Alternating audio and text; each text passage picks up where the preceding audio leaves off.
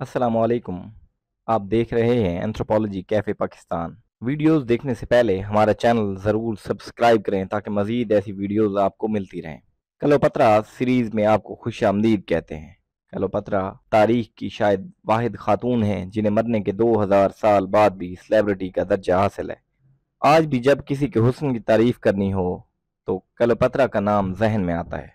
पिछले 2000 बरस से इनके लाजवाल हुस्न पर अनगिनत पेंटिंग्स मुजस्मे तैयार किए जा चुकी हैं। वो मुतअद्दिद नावलों, अफसानों और कहानियों का मौजू बन चुकी हैं और इन पर हॉलीवुड समेत दुनिया भर में फिल्में बनाई गई हैं, जिनमें इनके किरदार एलिज़ाबेथ टेलर और सोफिया लॉरेन जैसी हसीनाओं ने अदा किए थे। क्लेओपत्रा 7वीं सदी कबल मसीह के मिस्र की आखिरी फिरौन थी और तारीख की सबसे मशहूर खातून हुक्मरानों में से एक थी। क्लेओपत्रा सिकंदरिया में तालीम हासिल कर चुकी हैं और कई ज़बानों पर अबूर रखती थी, जिनमें मिस्री, यूनानी, इब्रानी, लातीनी ज़बानें शामिल हैं।